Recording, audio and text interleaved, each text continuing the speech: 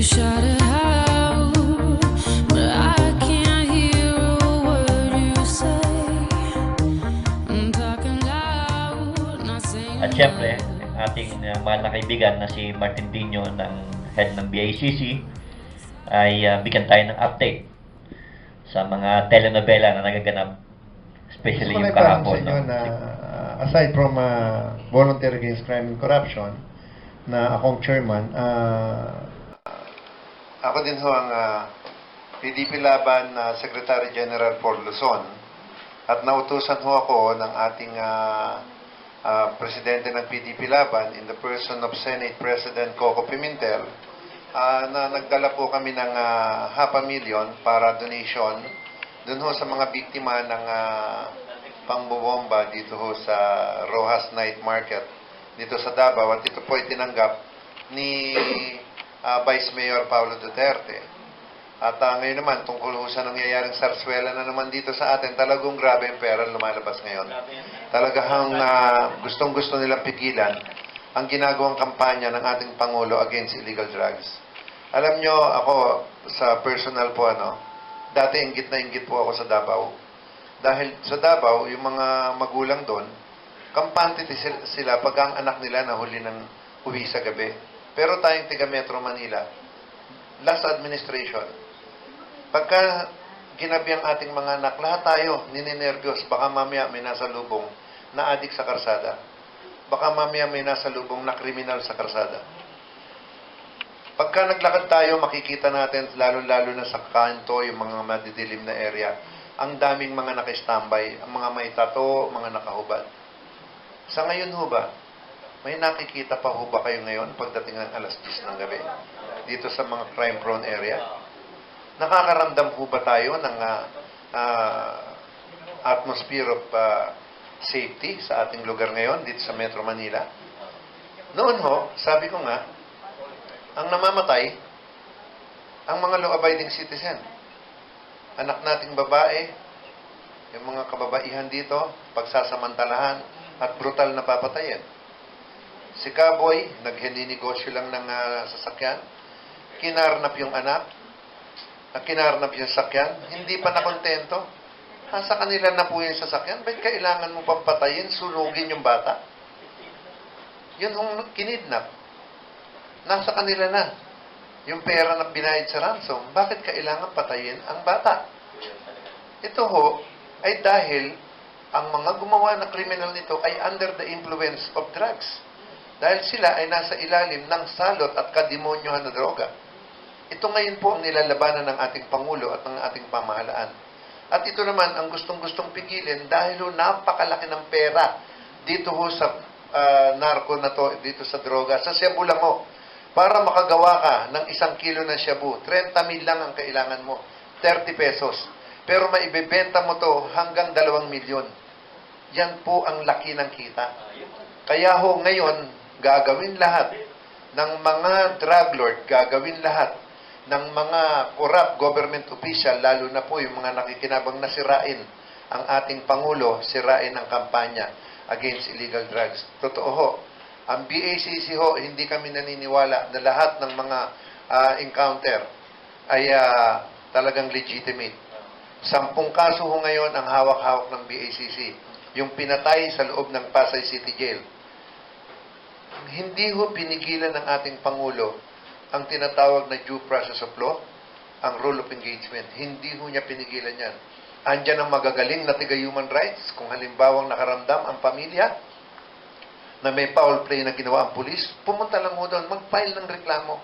Andyan ho ang NBI kung wala kayong tiwala sa ating kapulisan. Andi dito ang BACC. Pero tandaan ho natin, walang extrajudicial killing dahil ang extrajudicial killing nagkakaroon ng ganyan kung ang biktima ay hindi magsasalita. Kung hindi, sabi ko nga nung na-interview ako, ang ibang bansa nakikialam sa atin ngayon sa extrajudicial killing. Yung kayang extrajudicial massacre na ginagawa ng malalaking bansa ngayon na kung saan magbabagsak ng bomba, walang pinipili, bata, matanda. So ito lang ho yung ating ang hinihiling lang natin ngayon, bigyan natin ng pagkakataon ng ating Pangulo na gawin itong kampanya against illegal drugs, against criminality, Kasunod na dyan, against gambling. Andyan na rin po ang against ang laban natin against graft and corruption.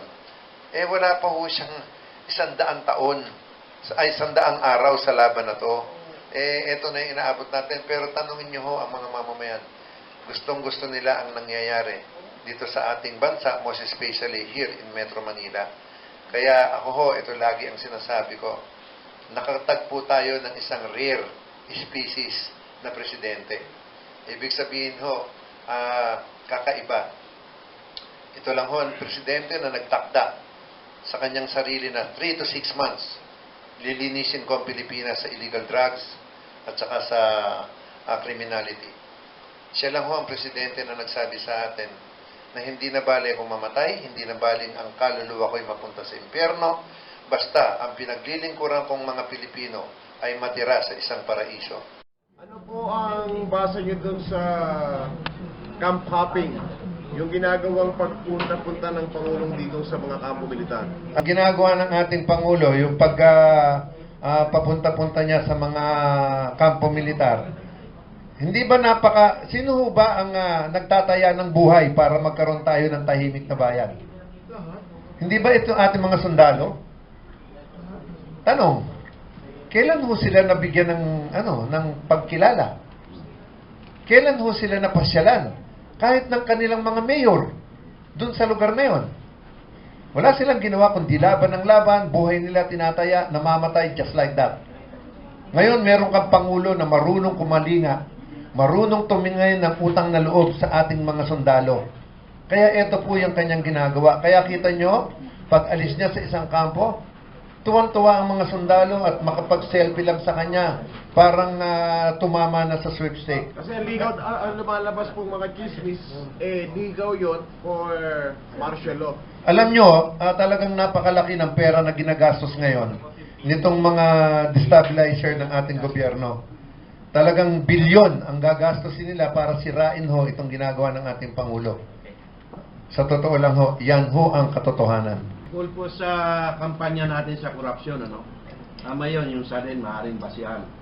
Pero ang kapansin-pansin talaga, miski sa mga nakaraang mga administrasyon na, ay yung kahinaan ng pagdalaw ng ombudsman, nakatambak ang kaso doon ng korupsyon, pero walang nangyayari. Ano po ang hakbang palagay ninyo, Barangay Captain Dino, ang dapat nating baguhin sa sistema? Ito ayon na rin sa Pangulo, nadinig ko sa kanya to no? Ang kanya, dapat yung promotion, tapos yung mga bonuses is based on performance. Ngayon, kung halimbawa, ikaw ay lalo-lalo na sa mga piskal, inupuan mo yung kaso ng 2 taon, may problema ka na. Halimbawa, sa ombudsman, yung mga nakapile na kaso dyan, inupuan mo ng 2 years or more, may problema ka na. Ibig sabihin, kung halimbawa, tinatakda ng batas na kung baga sa mga piskal, kailangan matapos mo ang investigasyon, tapos within 60 days, isasampa mo na yung kaso, dapat within that period. Kasi pag hindi mo na gampanan, kung lumampas ka doon, explain why. Hindi yung halimbawa forever na yung investigation. At saka hindi ba natatandaan natin na dalawang nagkakaroon ng problema dito ang nasasaktan. Yung nagdidemanda at yung dinidemanda. Meron tinatawag tayo na speedy trial. So ito dapat ang maghari ngayon, lalong-lalo na sa pamumuno at ng ating Pangulo.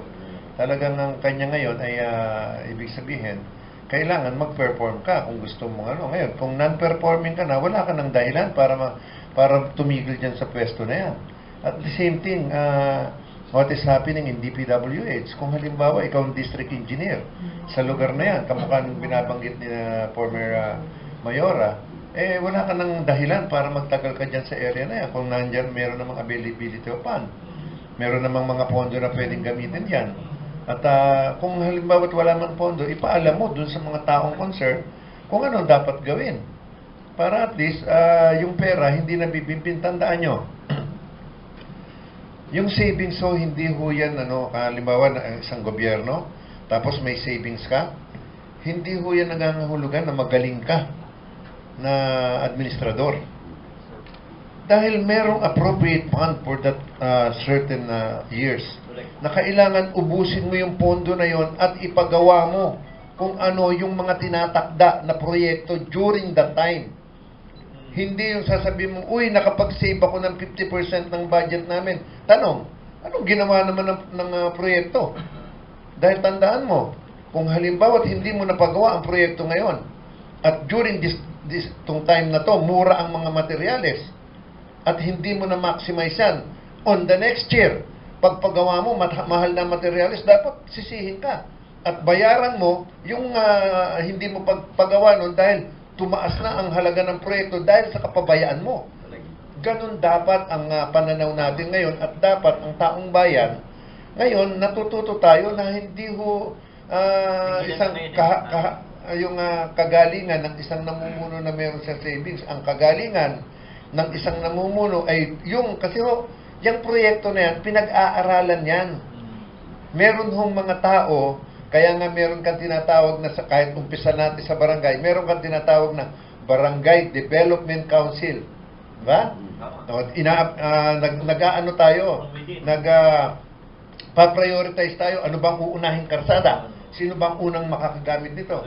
Halimbawa nakagawa ka ng ganon, tapos pina-estimate mo na kung magkano ang halaga na gagamitin doon. Meron kang pondo na nakalaan, tapos itong si Kapitan, hindi natin pagagawa yan para magkaroon ng savings. Dapat ipakulong yung Kapitan na yun once na, correct, dahil dinelay niya ang development ng yung area. Kamukha ng sinasabi kanina ni Mayora, na dinideprive mo ang mga tao sa Mindanao, dun sa area nila, hanggat hindi, biro mo, nagtitiis ang mga tao sa lubak-lubak na karsada, samantalang meron na palang pera, meron na palang design, meron na palang, ito ho yung gustong mangyari ng ating Pangulo ngayon, na kung saan, pagkayaan ay napondohan, at saka ito pa ha, idinagdag ng ating Presidente, na hindi na siya conforme dun sa lowest bidder.